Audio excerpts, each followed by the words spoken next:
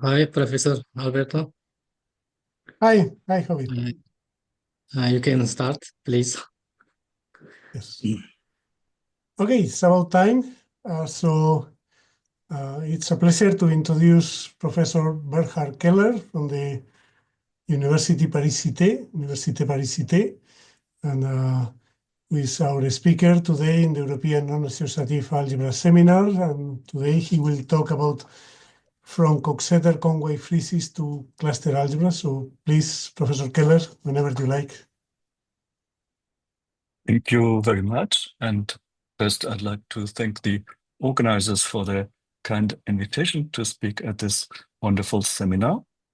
Um, my aims in this talk are twofold. First, I would like to introduce Coxeter-Conway friezes, following Coxeter and Conway's work from the 70s. And we will observe certain remarkable properties of the entries of these friezes. And then I would like to introduce cluster algebras, and we will see how the remarkable properties of the entries of these friezes are generalized in properties of Fomin-Zelevinsky's cluster variables, which are the canonical generators of cluster algebras.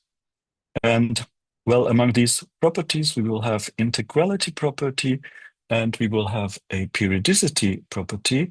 And then in the second part, I would like to present a general periodicity theorem, which generalizes the periodicity which we observe in Coxeter-Conway friezes. And the proof of this theorem, which I will not be able to say much about, is based on category theory and homological algebra. But I would like to start by saying a few words about the position of cluster algebras within mathematics, in particular, the links to non-associative algebras. Yes, cluster algebras themselves are commutative associative algebras, but they are linked to Lie algebras, as we will see. Then, as promised, I will introduce Coxeter-Conway friezes. We will see the remarkable properties satisfied by their entries. And then I would like to introduce the general notion of cluster variable. And we will see that entries of Coxeter-Conway friezes are special cases of cluster variables. And finally, I will generalize the periodicity, which we observe in Coxeter-Conway friezes. Yeah, so sorry, there's some problem here. Yeah, I think, sorry, sorry. I'm making a mistake with the slides here. Yeah, I mistakenly clicked on the, Yes, you click in the link yeah, and I everything will clicked on fine. the links. Yes, stupidly. Don't worry. Okay, so let me just go back. Yes. Yes, so then in the final part, we will come to the general periodicity theorem, which will generalize periodicity as observed in Coxeter-Conway friezes. Okay, so let me start with cluster algebras in mathematics. Cluster algebras are certain commutative algebras invented around the year 2000 by Fomin and Zelevinsky, Sergei Fomin and Andrei Zelevinsky.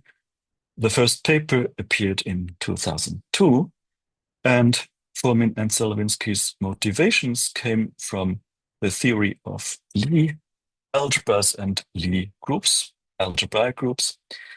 So this is the link to non-associative algebras. Namely, more precisely, they were motivated by the study of the so-called canonical basis and the closely related study of the notion of total positivity.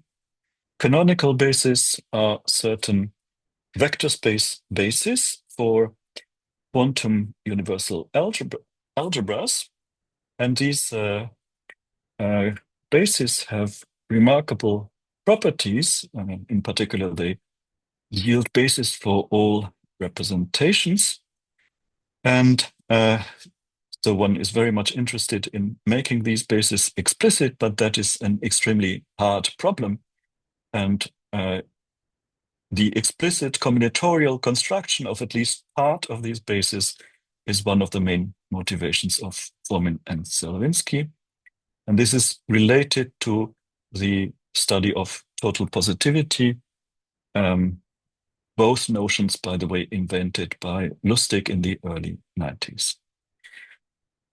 Now, soon after Fomin-Zelevinsky's invention, it was discovered that cluster algebras and cluster phenomena also play a role in a large array of other subjects in mathematics.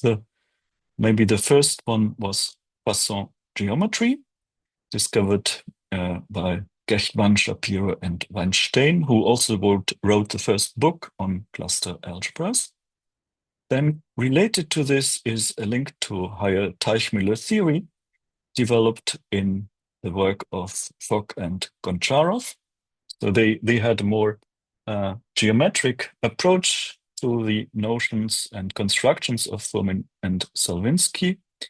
In particular, they came up with a series of duality conjectures, which later turned out to be closely related to mirror symmetry. Then another important link is to discrete dynamical systems. Cluster algebras are constructed using recursive procedures, and these recursive procedures are closely related to certain discrete dynamical systems. And using the cluster formalism and this link, Fomin and Zelevinsky were able to prove a periodicity conjecture for certain discrete dynamical systems, the so-called Y systems, a conjecture which originated in physics in the work of Zamolodchikov in the early 90s. Another important link is to several branches of algebraic geometry, notably Donaldson-Thomas theory in enumerative algebraic geometry. This was discovered essentially by Kontsevich and Soibelman in 2008 and has played an important role in both subjects.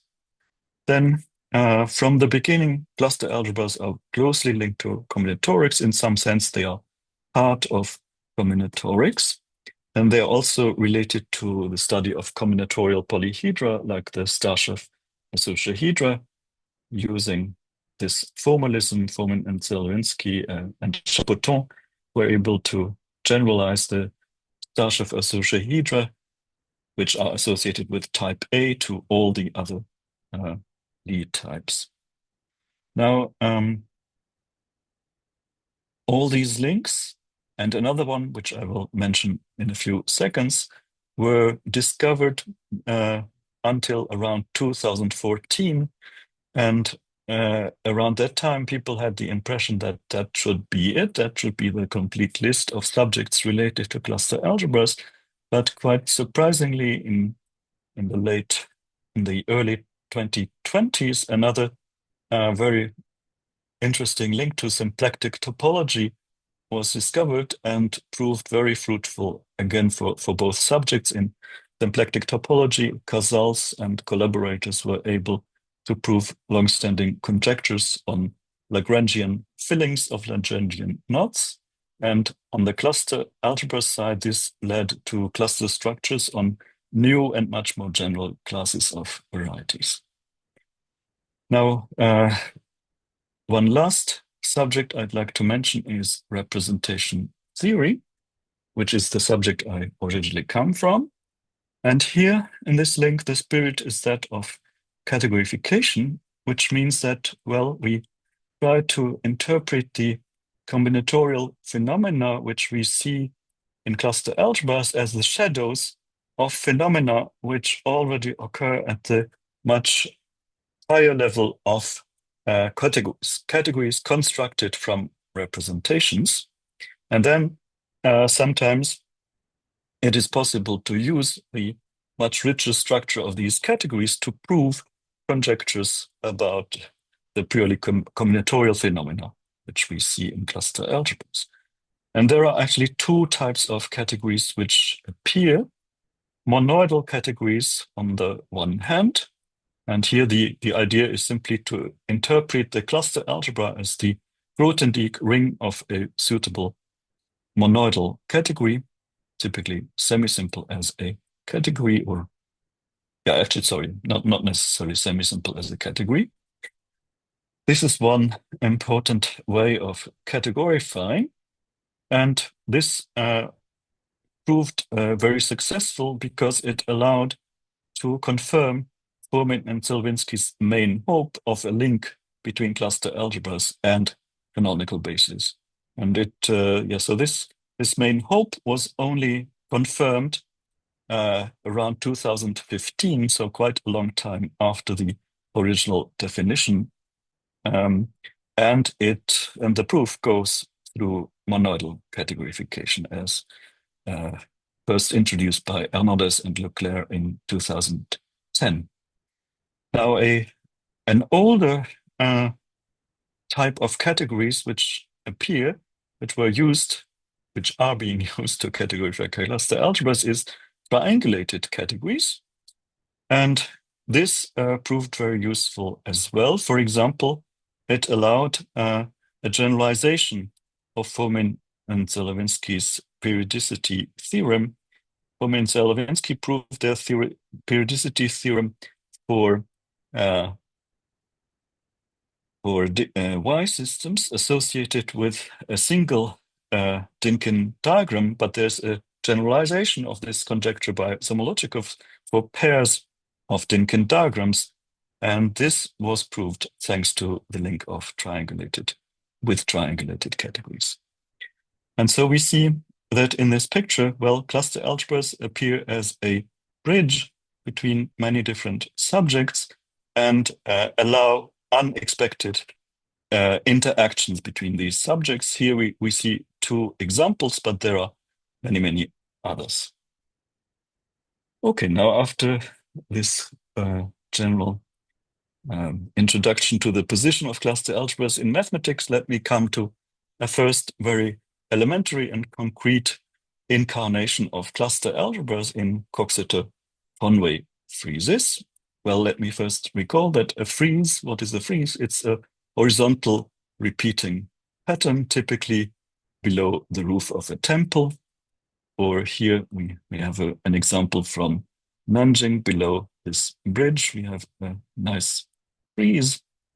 Now in mathematics, a Coxeter-Conway frieze is given as follows. We start from initial data in the form of such a snake. So the snake is infinite to the right, but on the left it is bounded by such a boundary of ones. And then we fill this strip with numbers according to the following recipe. Whenever we see such an angle made up of three numbers, x, y, and z, we complete it to a rhombus by filling in 1 plus y times z divided by x in this right-hand corner. So if you turn your head slightly, you see that this means that the determinant of this 2 by 2 matrix is always equal to 1. Okay, yeah, let's do the computation. So for example, here we see such an angle of numbers x, y, and z. Then according to the rule, we have to compute 1 times 1 plus 1 divided by 1, and we have to fill it in here. That gives us 2. And then similarly, here we get a 2. Then 2 times 2 is 4 plus 1 is 5. And we divide by 1. That gives us 5. 5 times 1 is 5. Plus 1 is 6. And now remarkably, 6 is divisible by 2. And the quotient gives us this coefficient 3. Here again, 3 times 3 is 9. Plus 1 is 10, which remarkably is divisible by 5. And we get an integer quotient instead of the expected fraction, namely 2. And well, then we continue. 2 times 1 plus 1 is 3 divided by 3 gives us 1 here as well. 1 times 1 plus 1 divided by 2 gives us 1.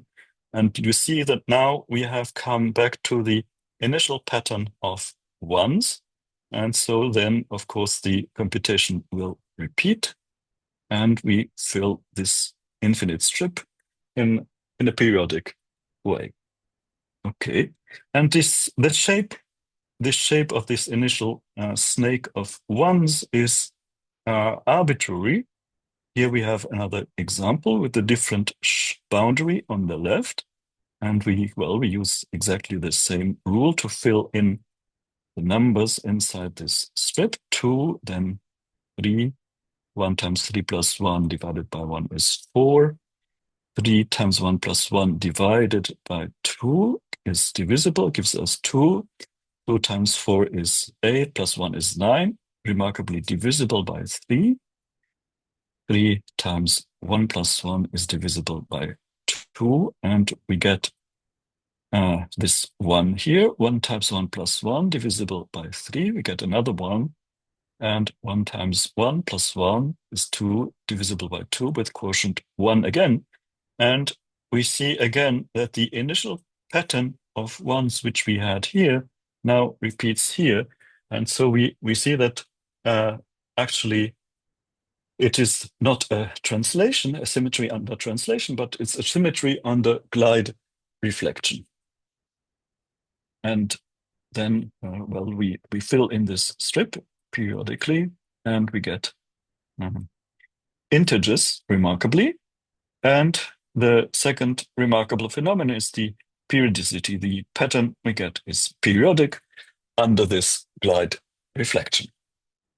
And, we can also slightly modify the procedure or the initial data by taking indeterminates instead of these ones at the left boundary. Here we have a small example. So we keep the ones at the top and at the bottom, but we replace the ones here on the left by indeterminates, and we do exactly the same computation. So, here we see such an angle. 1 times x2 is 2, plus 1 is 1 plus x2, and then we divide by x1. 1 times this expression plus 1 gives us 1 plus x1 plus x2, and then divided by x1, and we divide by x2. That gives us this expression. And then we do, according to the rule, 1 times this expression plus 1 will give us a certain Laurent polynomial with x1, x2 in the denominator. And then we divide it by this non-trivial Laurent polynomial. And so in the denominator of the result, we would expect a 1 plus x2, but surprisingly, there's a cancellation, and the denominator remains a monomial in the xi's. And now, we continue the computation, and if one does this, then we find x1 here, and we find x2 here. And so again, we see that periodicity sets in periodicity with respect to the glide reflection. The pattern will repeat. And so now, instead of integers, we find Laurent polynomials with integer coefficients. And this is, of course, a stronger property than the one we just observed if we take x1 and x2 equal to 1. It implies this property, yes, namely, if we specialize x1, x2 to 1, then all these denominators will become equal to 1, and so the quotients will become integers.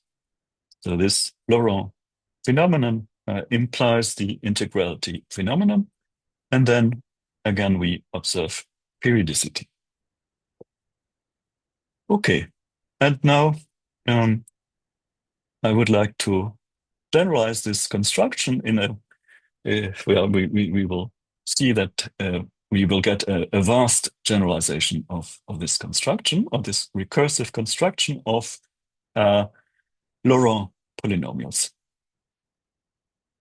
And this generalization is formalized in the notion of cluster variables due to Sergei Fomin and Andrei Fomin-Zelevinsky from the beginning of the 2000s.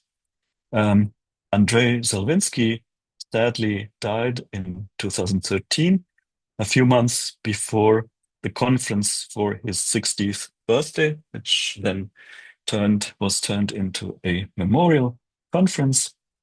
But Sergei Fomin is alive and well and extremely active. And if you're interested in the subject, I would recommend you visit his homepage, where you will find the cluster algebras portal with a list of all the activities related to cluster algebras, conferences, schools, workshops, etc. Well, now what is the basic combinatorial ingredient for a cluster algebra? It's a quiver.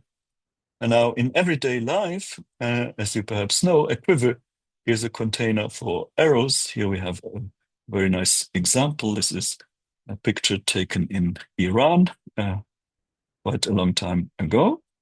Here we have another example from Japan. Perhaps some of you recognize this mathematician. He is quite well known nowadays because he has become the president of the International Mathematical Union. But more importantly, he is the inventor of the so-called quiver varieties. Yes, it's Hiraku Nakajima who invented quiver varieties in the late 90s, and for his 50th birthday, his students offered him this beautiful Japanese-style quiver with especially long arrows. Now, in mathematics, a quiver is just an oriented graph. So it's given by a set of vertices, a set of arrows, and for each arrow, we give ourselves its source, the source of the arrow, and the target of the arrow. So if you like, well, this is essentially, of course, a graph theoretical concept, but you can also view it as a category where you have forgotten about composition. And this is, this is the point of view of quiver representation theory. But now, here are examples. Here's one interesting example. So we see a quiver can have several connected components. Then a bit of terminology. So here, the set of vertices is the set of integers from 1 to 7. The set of arrows is visible. Then some terminology. We say that the arrow alpha is a loop. A loop, by definition, is an arrow going from a vertex to itself. And then the arrows beta and gamma form the so-called two-cycle. Lambda, mu, and nu form a three-cycle. The vertex 7 is a source of the quiver, a vertex with only outgoing arrows, and dually the vertex number 6 is a sink of the quiver, a vertex with only incoming arrows. And now I will define, following Fomin and Zelevinsky, let me define a certain elementary operation on certain quivers, namely quivers without loops and without two cycles. And for simplicity, I will number the vertices from 1 to n. So for such a quiver, we choose a vertex, and then we define mutation of this vertex at this vertex. So the mutated quiver, Q mutated at the vertex J, by definition, is the quiver obtained from the quiver Q in 3 simple steps. In the first step, we look at such paths of length 2 through the mutating vertex J.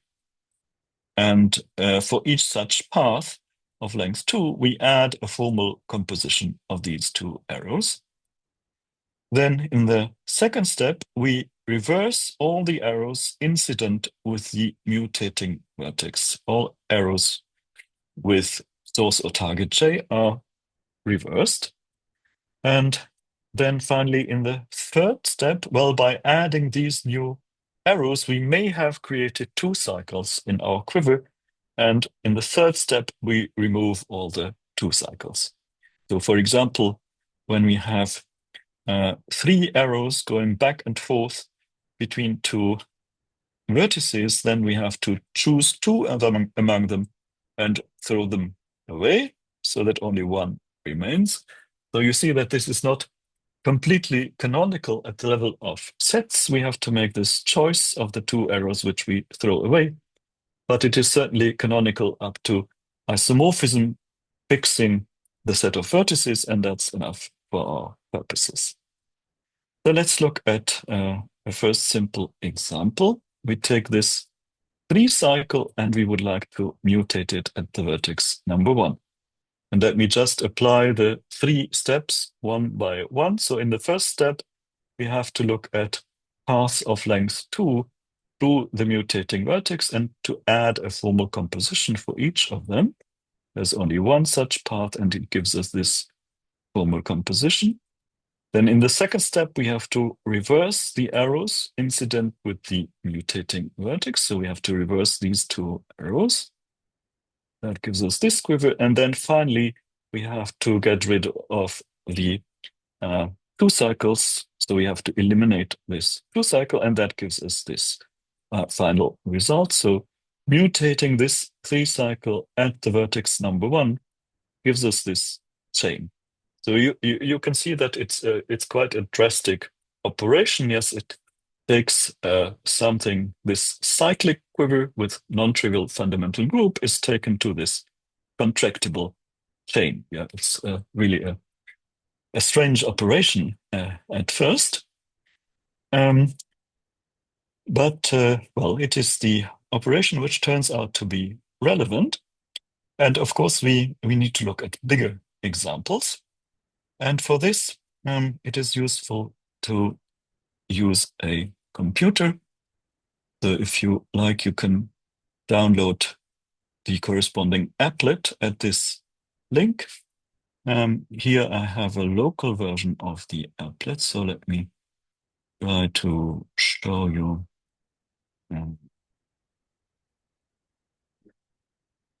what we get here.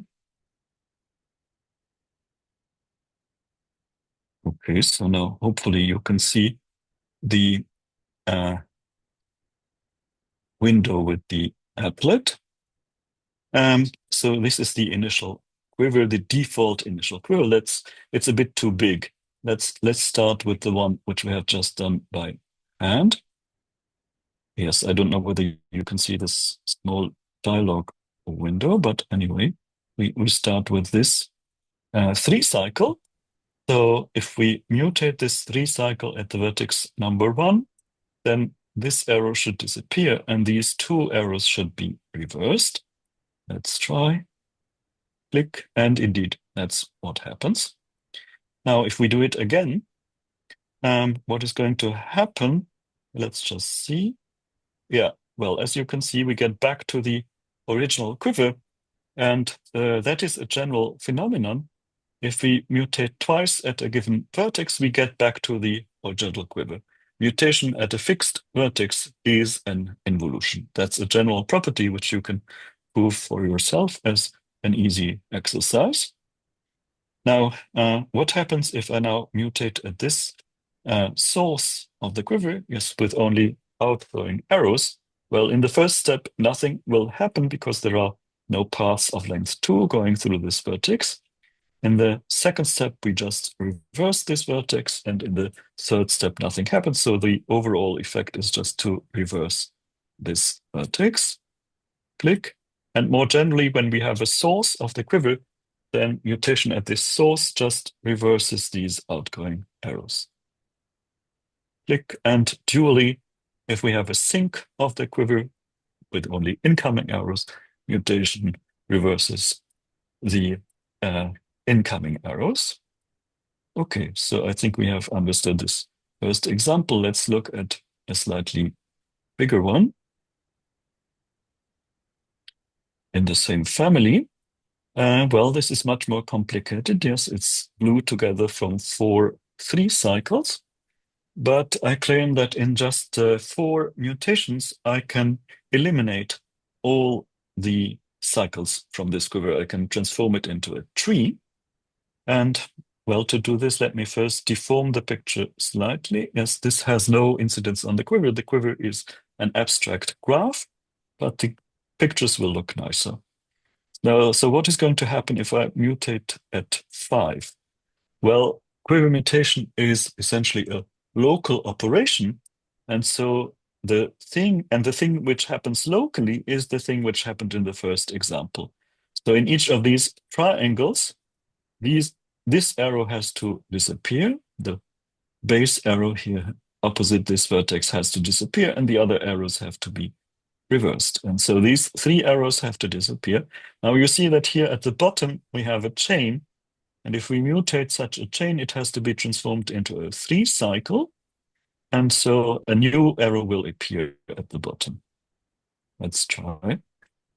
Click, yes, and new has yet.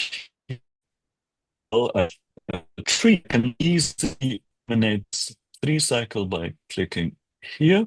And now I have this 4 cycle, which I can eliminate easily again by first mutating here and then here. And now you can see that indeed we get a tree after just 4 mutations.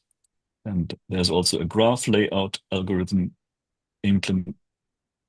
incorporated into the applet, which of course is more useful in bigger examples. But anyway, here we see this nice tree, as you can see, a Dynkin diagram of type, an orientation of a Dynkin diagram of type D6.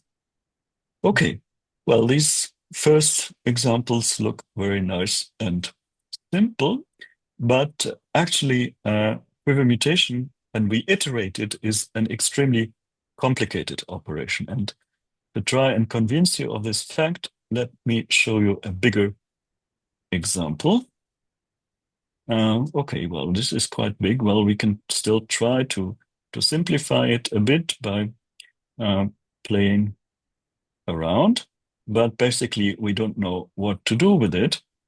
So let's just do something random.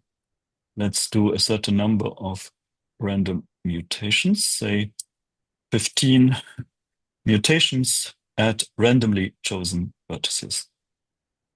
Okay, well, as you can see, we get some changes. Let's do it again. Let's do 15 more random mutations. We get some more changes. And well, you can see we get this 2 on this arrow between 3 and 2. This 2 means that we have actually 2 arrows going from 3 to 2. It's a double arrow here, an arrow with multiplicity 2. Okay, let's do 15 more random mutations. And you see that we get more arrows with multiplicities. Let's do it again. And well, you see the multiplicities grow and explode. And this is the typical phenomenon, yes. This is an example of a wild quiver. Almost all quivers are wild. And if we perform a random sequence of mutations, which is long enough on a wild quiver, then we get this type of explosion. Okay, yes, so this shows that it is actually very complicated. Okay, now let me get back to what we wanted to do. Yes, well, here you see 3 quivers which are related by finite sequences of mutations. They are mutation equivalent, as one says. As my original aim in writing this applet was to get a feeling for when 2 quivers are mutation equivalent. And I have to admit, in this respect, I failed. I have no feeling whatsoever for why these quivers are mutation equivalent, but thanks to the applet, I have a bit of experience now. Now, what we wanted to do was to define cluster variables. And in order to do that, we need to slightly enrich the purely combinatorial datum of a quiver. We need to pass to the so-called seeds.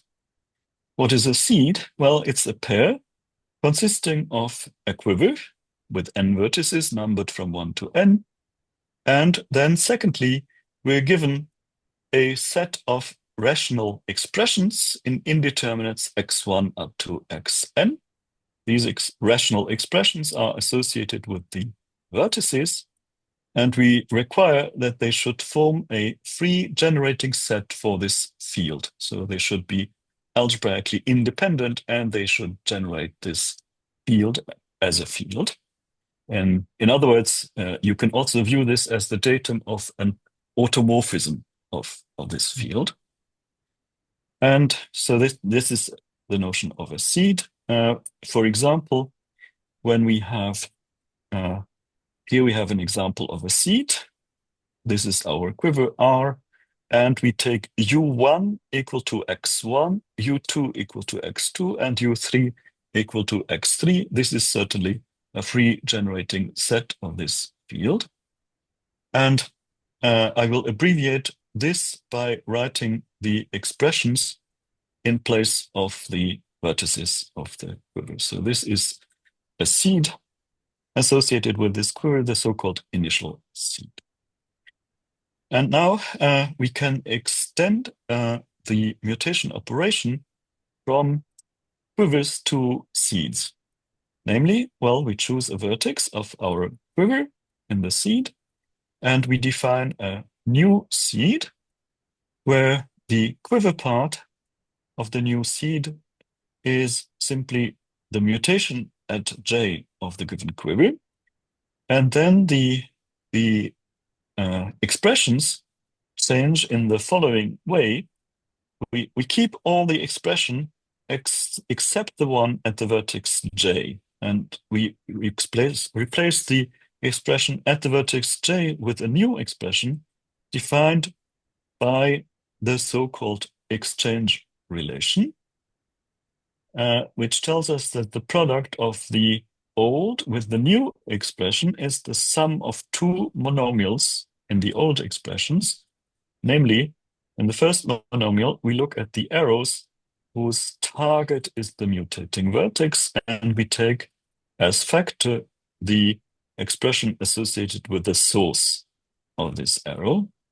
And in the second monomial, we look at the arrows with source, the mutating vertex, and we take the expression attached to the target of this outgoing arrow. Okay, this looks quite strange, but it is this formula which makes everything work. Well, this formula in addition to the quiver mutation rule. So let's look at an example. This is our initial seed. And now imagine that we mutate at the vertex number 1. Well, at the level of the quiver, this is very simple. 1 is a source. We just have to reverse this unique outgoing arrow. Okay, and that gives us this quiver. And then at the level of the exchange relation, well, we have to look at the two monomials. Monomial given by the incoming arrows, there are none.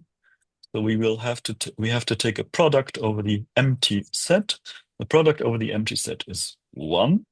Then for the outgoing arrows, we have this unique factor 2. So we get 1 plus x1 in the numerator and x1 in the denominator. And we keep the other expressions, U2 and U3. The expression at the non-mutating vertices remain unchanged. Now, if we mutate at the vertex number 2 at the level of the quiver, we transform this chain into a 3-cycle. Then we keep the expressions associated to the non-mutating vertices, x1 and x3. And here, well, we look at the incoming arrows, that gives us a factor x1, the outgoing arrows, that gives us x3, and we have to divide by x2. And then similarly for mutation at the vertex number 3. So we get 3 new seeds.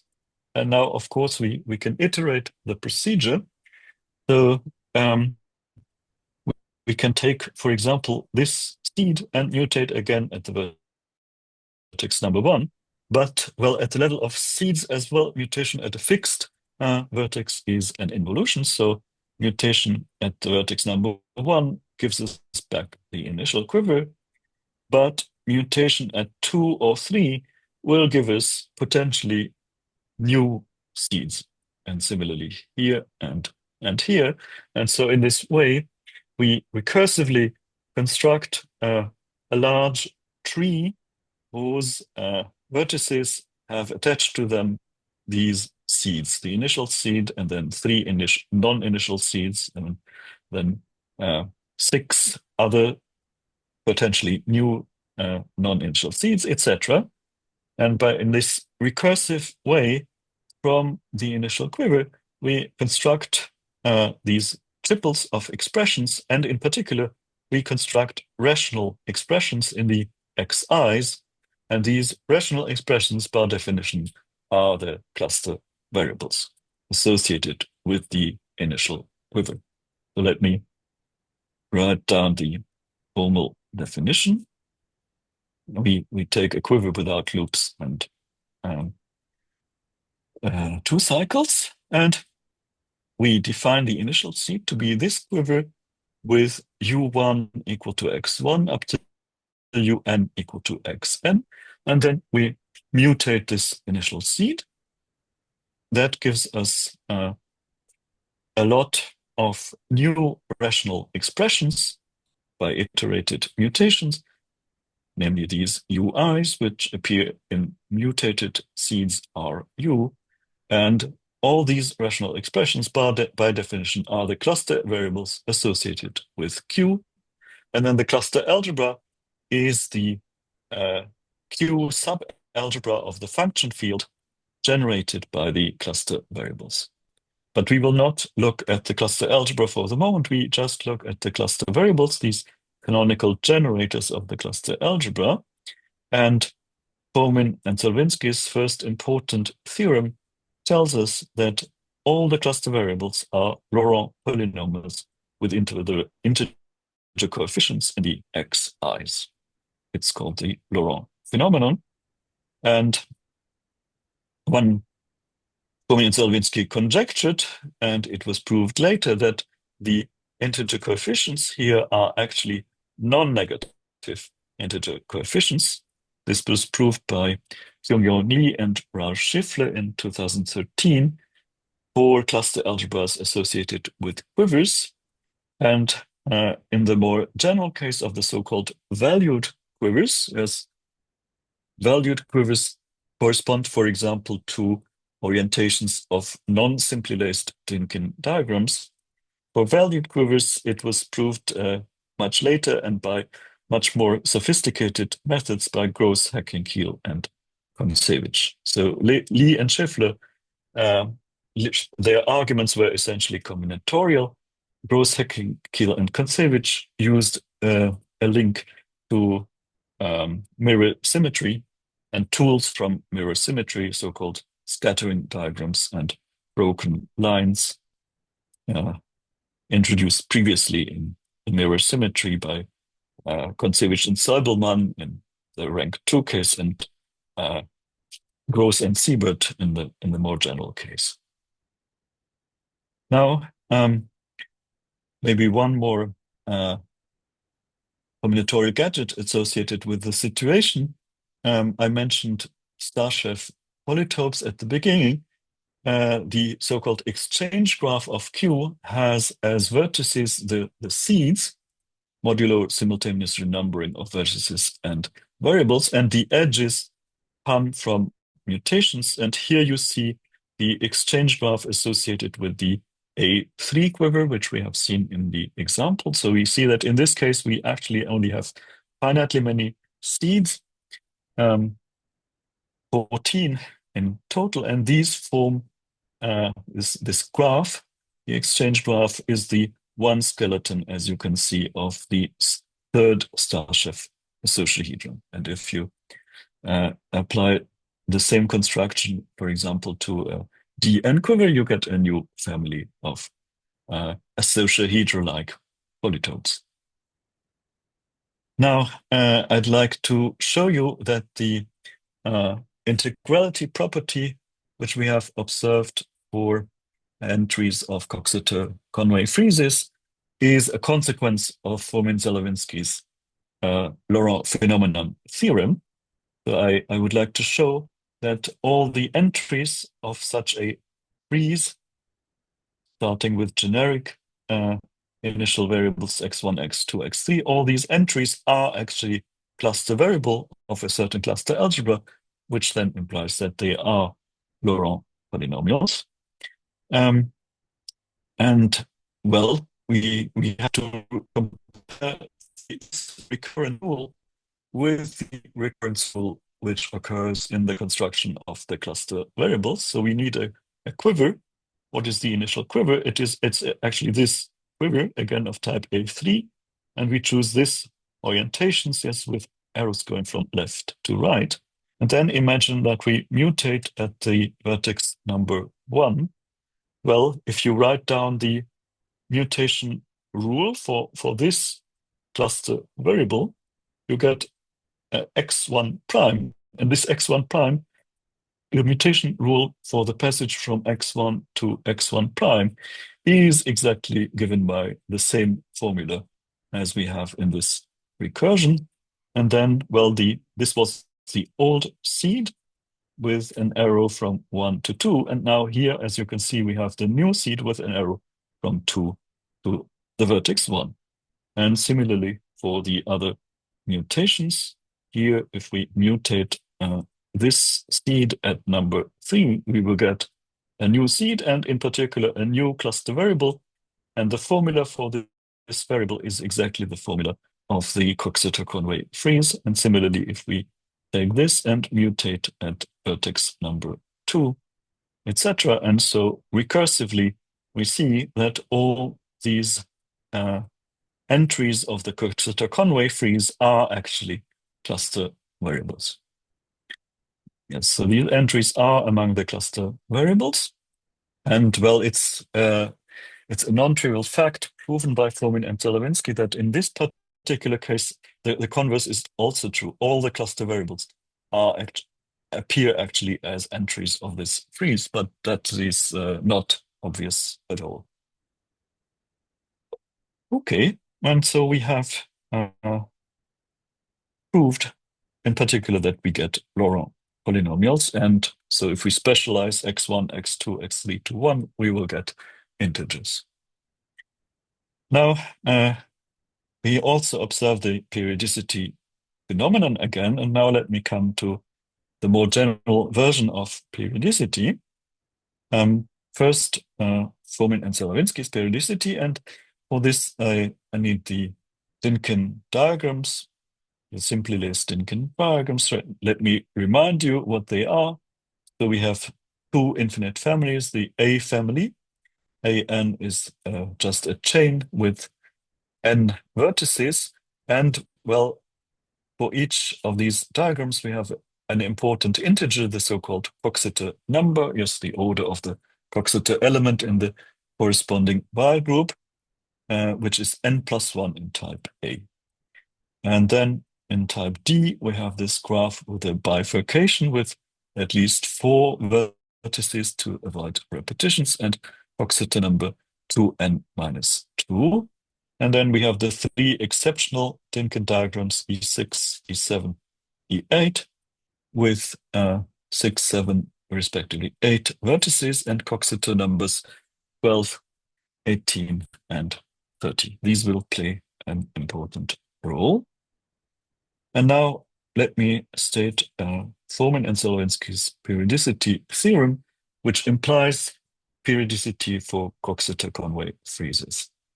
Namely, let's take such a Dynkin quiver, a quiver whose underlying graph is one of these Dynkin diagrams. For example, here we have an orientation of the A3 Dynkin diagram.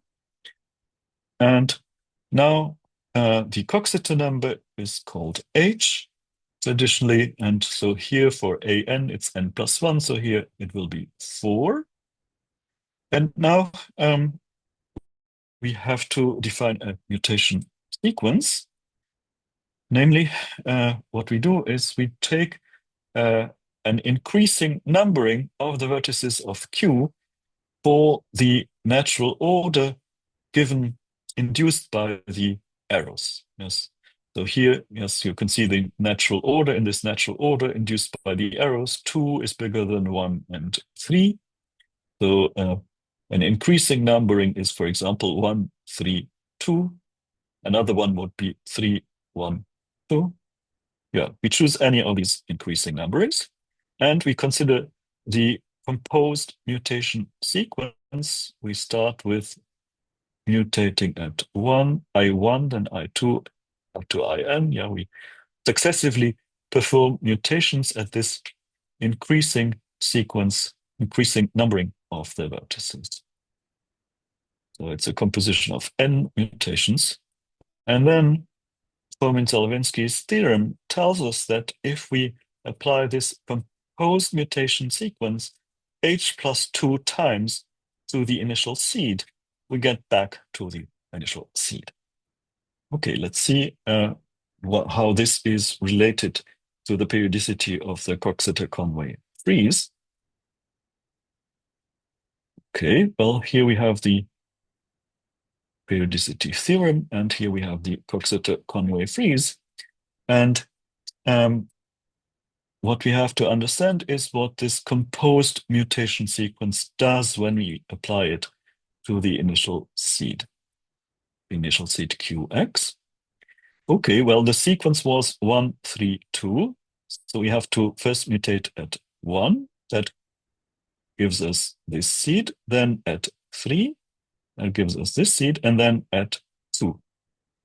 Okay, and so we see that one such composed sequence, mu I, is the passage from this initial seed to this triply mutated seed. So in the Coxeter-Conway frieze, it corresponds to a translation by 1 unit to the left.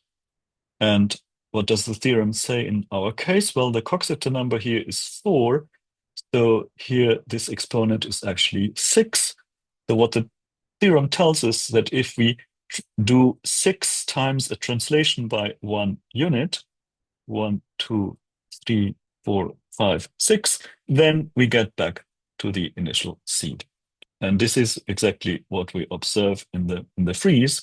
So you see here it's a periodicity under a translation, and this translation is just the square of the glide reflection, which we observe in the first example. Says the glide reflection is the passage from here to here, and if we take its square, we get this reflection. And so this is the concrete manifestation of this periodicity.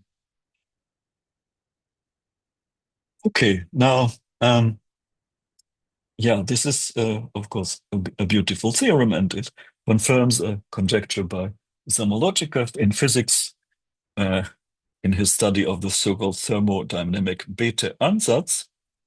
But it is a bit strange, yes. If you know about the Coxeter number, it's the order of the Coxeter element. So we don't expect an exponent h plus 2. We simply expect an exponent h. Yes, it comes from this is the order of a group element of order h. So why this h plus 2? What is the correct interpretation of this 2? Well, of course, the number 2 has many interpretations. What is the meaning of 2 in this context? Well, it turns out that the correct interpretation of 2 in this context is to say that it's the Coxeter number of the Dinkin diagram A1. And so in this exponent, we actually have 2 Coxeter numbers, and we should generalize this formula by passing from one Dinkin diagram to a pair of Dinkin diagrams to make it more natural. And let me show you this generalization. Let's take 2 Dinkin diagrams, delta and delta prime. And we have their Coxeter numbers, h and h prime. And then we need a corresponding quiver. And we need a mutation sequence Now, the quiver is the so-called square product of the two Lincoln diagrams, which you can see here in the example A4 and A3. And then we call new plies the composition of the mutations with respect to the even vertices, the white ones in this picture, and mu minus this composition of mutations with respect to the odd vertices, here black. And we consider the composition of these two mutation sequences. And the theorem says that if we apply this composition, h plus h prime times to the initial seed, we get back to the initial seed. Okay, so of course, if we take a single diagram and delta prime equal to A1, then we get back to Fomin-Zelevinsky's theorem. And now let me, well, if we have such a theorem, well, this also confirms a conjecture from the 90s. And well, when you see such a conjecture, well, the first idea is, well, to check it on a computer. But if you try to check this on a computer for examples bigger than, say, A3 and D4, the computer will explode because we will have more terms in our expressions than there are atoms in the universe. It will be the same type of explosion as we observed in the quiver mutation example. So we cannot check this on a computer. But, well, there is a variant of this theorem purely in terms of quiver mutation. And let me show you this variant. Let's take our square product and enlarge it in an arbitrary way. We just take an arbitrary enlargement of this square product by adding new vertices and new arrows between the new vertices and the old ones, and also between new vertices, but we should keep this as a full subquiver. Okay, and then the theorem says that if we apply this composed mutation sequence h plus h prime times to this enlarged quiver, then we get back to the enlarged quiver. And let's look at examples. Let's first look at A4 and A3. The sum of the Coxeter numbers is 5 plus 4, or 9. And I hope you still see the applet here. Please let me know if that's not the case. So let's look at the corresponding, at an example of an enlargement. Okay, yes, so I think now you probably see, I think you don't see everything. So let me try to share all the windows which are relevant. Yes, this is another window which is relevant. And yes, so hopefully now you see these two smaller windows.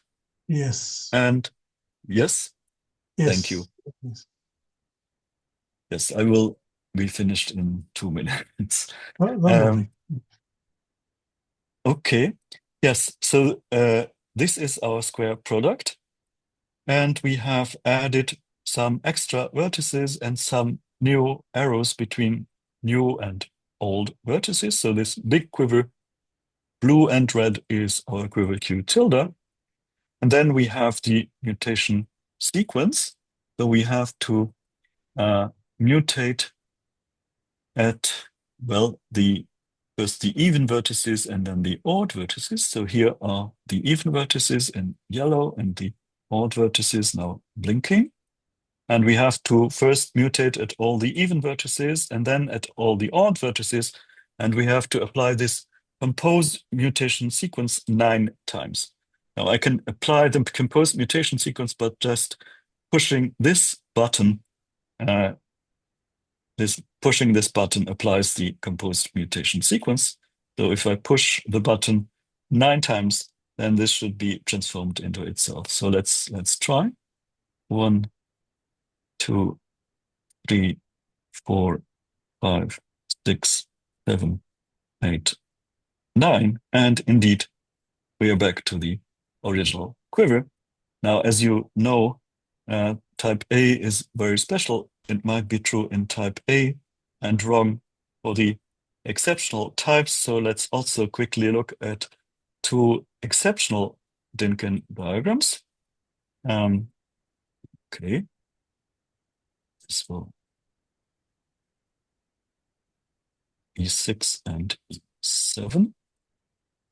And I think I need to show the new small window, which is here. Okay, so here on the left, you can see the enlarged quiver. The red part is the square product now of E6 and E7. Yeah, it's a bit more complicated, as you can see, but if you look at the bottom row, you can recognize E6. And if you look at the first column, you recognize E7. And now again, the composed mutation sequence, we have even vertices and odd vertices, and we can mutate at all the even vertices, followed by mutation at all the odd vertices by clicking this button. And well, the Coxeter numbers are 12 and 18. So if I click the button 30 times, then I should get back to this. Let me take 30 seconds to check this, but first let's observe that this arrow goes out from the top left blue vertex. It's outgoing arrow. So this will be important. So let me now take 30 seconds to check the theorem in this example. 1, 2, 3, 4, 5, 6, 7, 8, 9. This is not the initial quiver. The arrow goes in the wrong direction. So 9, 10, 11, 12, 13, 14, 15, 16, 17, 18, 19, 20, 21, 22, 23, 24, 25, 26, 27, 28, 29, and 30. And indeed, we're back to the original quiver as predicted by the theorem. So let me say one word on the proofs. The proofs by Fomin and Zelevinsky are combinatorial. It's very ingenious combinatorics. Now, if we want to go from one Dynkin diagram to a pair of Dynkin diagrams, then the combinatorics become too hard, even for Fomin and Zelevinsky, but we can use methods from representation theory, and we construct certain categories, the so-called cluster categories, and use categorification to obtain this periodicity phenomenon. Here you can, yes, so the cluster categories are certain two-Calabi-Yau triangulated categories, which lift the cluster structure to the categorical level. Here you have an example of the cluster category associated with a single Dynkin diagram of type E6. Yes, you see the Dynkin diagram E6 in here. This should all the edges should actually be arrows. And then this is what is called the Auslander-Rayton quiver of the cluster category of type E6 with a copy of E6 in here. We have 42 vertices which are in bijection with the 42 cluster variables in type E6. And well, for a pair of Dynkin diagrams, I wouldn't be able to draw an analogous picture because there are infinitely many cluster variables in that case.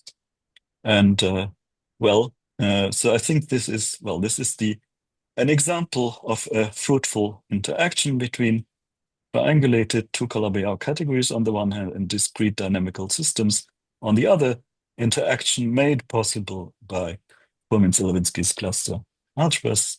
So finally, let me show you pictures of a few more contributors. We have already seen Fomin and Zelevinsky, and here you have pictures of a few of the many other contributors, Berchmann, Shapiro, and Weinstein, who discovered the link to Poisson geometry, Fogg and Goncharov with higher Teichmuller theory, then a few people from additive categorification, Kontsevich and Soibelman. Then there are also important links to physics, string theory, Gayotto, Moore, and Knightsky. Here we have Nagao, who completed Kontsevich-Soibelman's initial observation to a full-fledged theory on the interaction between Donaldson-Thomas theory and cluster theory. Then monoidal categorification invented by Leclerc and Hernandez. And then the link, the proof of Fomin-Zelevinsky's main hope on the link to canonical basis proved by Van Zien on the one hand and Kashiwara and collaborators on the other hand. Yes, as you have probably heard, Kashiwara just got the Abel Prize among other things for his discovery of crystal basis, which turned out to be the same as Lustig's canonical basis. And here we have people from mirror symmetry, growth hacking, and Kiel, who together with Kontsevich proved the positivity conjecture in the general case. And of course, there are many, many others, but my time has come to an end. So yeah, sorry for going over time, and thank you very much for your patience.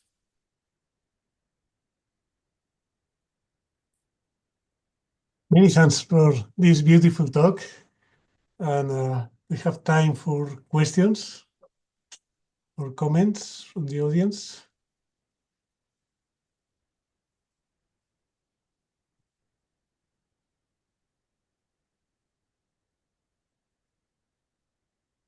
You saw examples using just the simply laced linking diagrams. Absolutely, yes. I only use the simply laced diagrams for simplicity.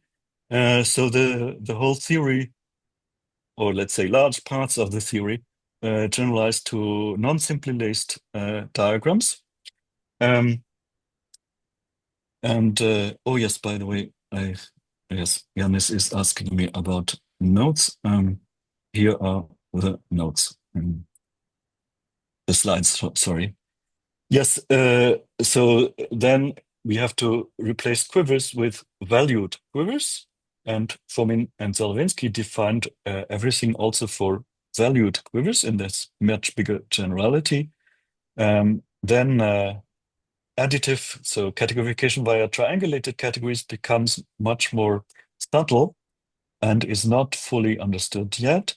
And monoidal categorification even less. But the combinatorics mostly go through. Yes, and in particular the periodicity theorems are both remain true in the non-simply laced setting. One can prove them by folding, but there are other things which cannot be proved simply by folding. And also, one surprising thing is that once you take a linking diagram, you choose orientation of the edges, right? Yes, absolutely. But yes. The periodicity theorem works for any orientation, right? It works for any orientation, yes, yes.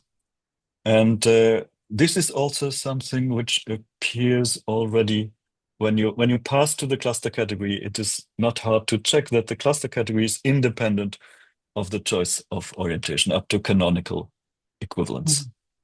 So already in that transition, it becomes apparent, yes. But it is, of course, yes, you're right. It is a first remarkable phenomenon. And more generally, yes, I mean, change of orientation. Well, if we start from a pre-quiver, then change of orientation is a special case of mutation. Yes, any two orientations of a tree are mutation equivalent. Yes, so from that point of view, it is it is built into the definition of the cluster algebra as well, because I mean I didn't state it, but the cluster algebra is invariant under mutation. It's an invariant of the quiver under mutation.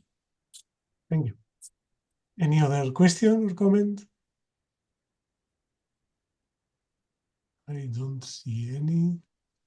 Okay, if not, let's thank the speaker again.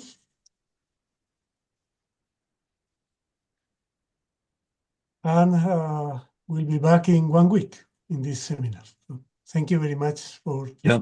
Thank you very much for coming Thank you and for the for the beautiful invitation. picture. Bye. Bye bye. Bye.